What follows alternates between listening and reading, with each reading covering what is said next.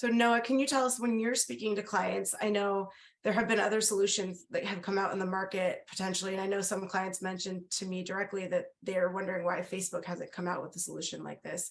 Can you tell Right. us a little bit more about Popsicle and how it really works?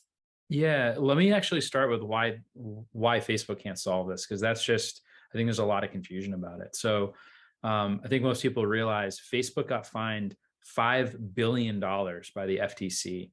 Wow. And in addition to the fine, one of the other things that happened is there's an FTC oversight committee that now meets with senior Meta, I'm guessing a legal and compliance team.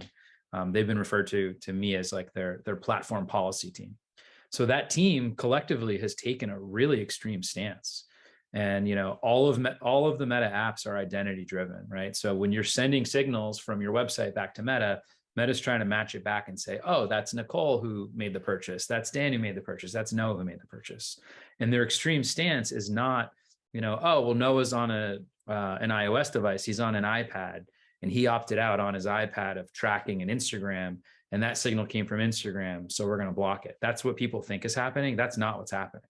No matter where the signal comes from, Facebook's policy team has said it matched back to Noah. Noah opted out. We're throwing it out. So 60% of all the data that Meta is receiving is now being deleted. That's their own estimate. And that's catastrophic. So what we figured out is when you send your own data, or if you even just upload it, right? There's tools in the audience manager, you can upload a customer file and you can add lifetime value and all these other attributes, right? That's your data. Those are your customers. You have your own terms of service. You have your own privacy policy. You built your own contract with those people. And that has nothing to do with Apple. That has nothing to do with Meta. That's you running your online store. And what we figured out is when you build a first party CAPI connection, you have to certify, yes, the data I'm sending through this pixel, it was captured responsibly. We got people to opt in. We're following all the rules. We're de-identifying it. And when you do all those things, Facebook's policy team says, oh, this isn't on us anymore. We're not going to get fined again.